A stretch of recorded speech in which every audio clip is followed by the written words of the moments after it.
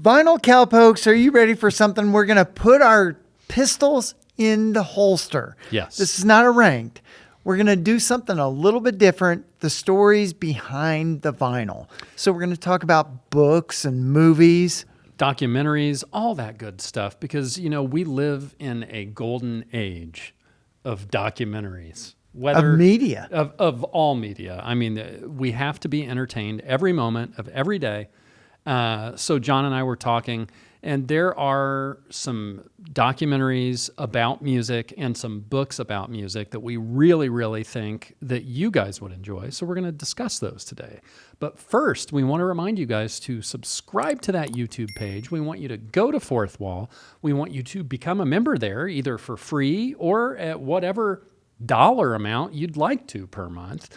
If you do join for a dollar amount per month, you can get behind the scenes footage, special merch, all that good stuff. But we want you guys to do that. And when you communicate with us on the socials, John, what should they do? Like, subscribe, share, and comment. Comment. We love that back and forth with you. So, in talking about music documentaries, there is a long history of music documentaries being made by great filmmakers. Scorsese has done a couple of them.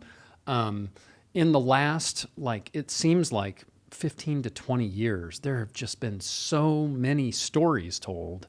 There's so many. That nobody'd heard before. Yeah. And John's going to talk about a few of his favorites. So go ahead, John. Tell us what your favorites are. I'm going to take this down, and we're going to put these up here. Yes. Jacob. So the first one is Meet Me in the Bathroom. Okay. And this originally appeared on Showtime, and it's based on a book by Lizzie Goodman, directed by Will Lovelace and Dylan Southern, and it's really the story of how after 9/11, the American revival of rock music. So it's really the story of the Strokes, LCD Sound System, the Yeah Yeah Yeahs, Moldy Peaches, Interpol. So like the New York rock scene. This was the New York scene. So it's not just rock, because Moldy Peaches are rock, but they're more like spoken word rock. So kind of how these bands came together, rising from the ashes of the attack on 9/11. They were all living in the same area, and they all knew each other, and they'd hang out together. Yeah. So it's the story of a lot of archival footage, because at that time, in the late 90s and early 2000s, cameras were starting to be ever present. Right, which is crazy to think of a time when people didn't have like a cell phone in their pocket that they could take video with. That's changed everything. Where did you first hear about this?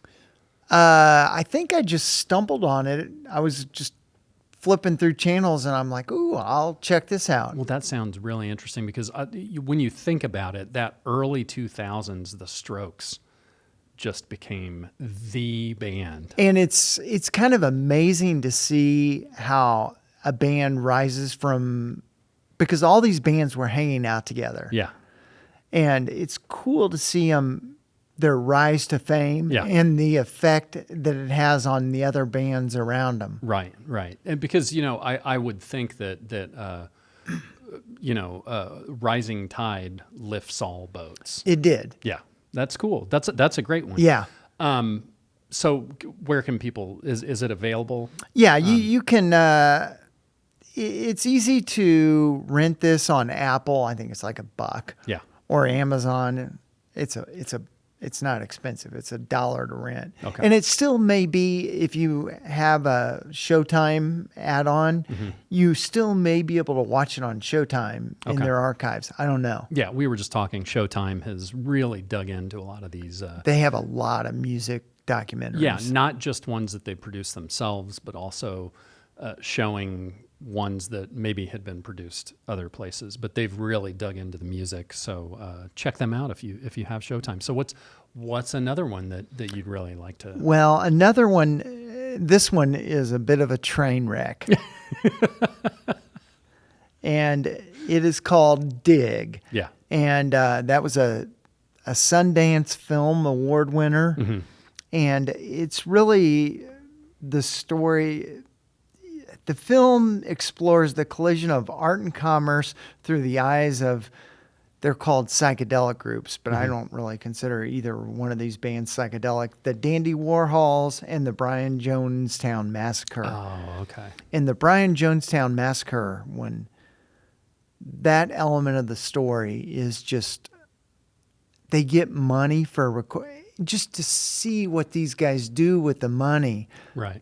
Because this was called, it was shot over 8 years, 96 to 2003. So there's plenty of footage. And it was culled from 2,500 hours of footage. Can you imagine doing that edit? We were just talking about trying to cull down something from, hours of footage. 2,500. Yeah. That's crazy. That's awesome. Where can people go if they want to watch? Yeah, that? if you want to watch Dig, it's another one that you can rent on Apple. Okay. And it may be other places. That was just the one that popped up. Okay. Cool. And you have one more to talk about? One more. And the last one, of course, is a vinyl related documentary. All Things Must Pass, The Rise and Fall of Tower Records. Now, this is directed by Colin Hanks. It's from 2015. And if any of you out there don't know what Tower Records in like West Hollywood was a huge record store. Yeah. There's so many stories with artists of the time would come and shop there. We actually have a friend of the show that we're hoping to have on the show who used to be an employee, and he's got story after story. Elton John coming in with his assistant and buying hundreds of records at a time. Tower Records was, it's a mythical It really place. was. And this documentary kind of shows that and shows how much vinyl meant to everybody who worked there and everybody who visited the store. Right. I love those old days of going in, whether it was vinyl or CDs or cassettes. You remember the cassette? Oh, They'd yeah. have the cassettes and the racks. They'd have that would fit the plastic, Yeah. and you'd put your hand in there. They did that with 8-tracks And too. you had to have the key. Yeah. But I love the retail side of being able to go out and shop for records. And that's really not there anymore. I mean, it's sort of coming back at places like Walmart and FYE. I don't know if they're still around, but that's one of the last places that sells music. But Tower Records is... It was the gorilla. Yeah. And I went to I went to a tower in New York and in LA. Yeah. I mean, and apparently the brand and the store is still going in Japan.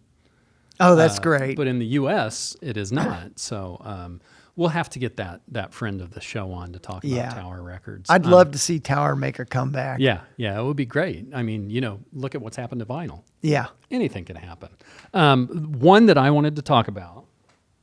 Where did I put it? Oh, and you can stream All Things Must Pass, the story of Tower, on Pluto. And Pluto has a plethora of music documentaries. Yeah. I think that one's also on Plex, too. If you're into there's Plex. a lot of these go across many different platforms. Right. And Pluto TV is great because it's free and there's just all kinds of stuff on there. I want to talk about one of my favorites from the last couple of years. And that's, I don't know if you guys have heard of this band, The Beatles. The Beatles? This is Get Back. This is the Peter Jackson directed, basically release of the film that they wanted to do way back when they shot it. And he's culled all of this together. It's 9 hours of footage. And, some part of me when watching it was like, am I being punished? But seeing the Beatles at their most vulnerable, hearing the conversations that they have, because there's technology here. A lot of the film footage was useless because they'd have a microphone hanging over the three guys, and when they wanted to discuss something that they didn't want the mics to pick up, they'd pluck their guitar or play guitar or do whatever. Well, this technology allowed them to pull all of those things that they were saying out of that, and it's just kind of a behind the curtain moment with the Beatles. The Beatles anthology set and series is set to be re-released here later this year.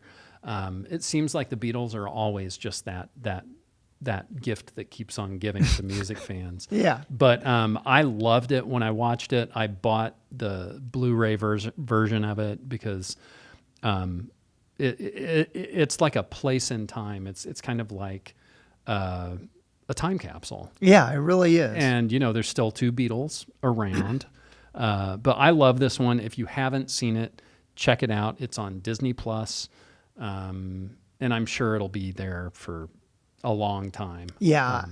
And I think, and is it on Apple too?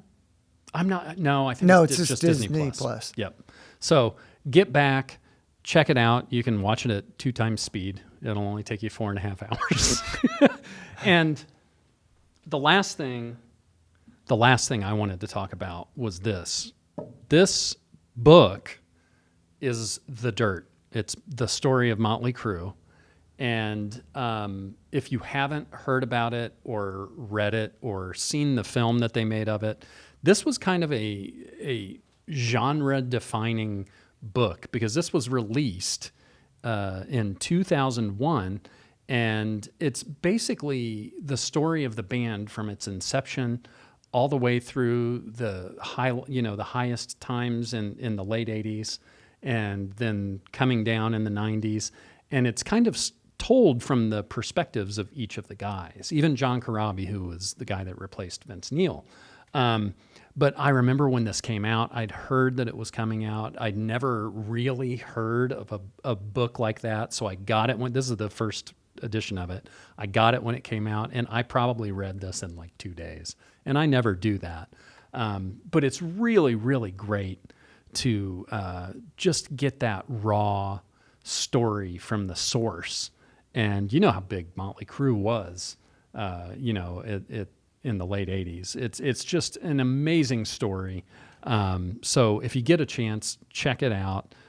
You're going to really enjoy it. But we also want to know what other documentaries and biographies and autobiographies we should look into, because in today's world, there are a lot out there. There are a lot out there, but it seems like there's always more coming.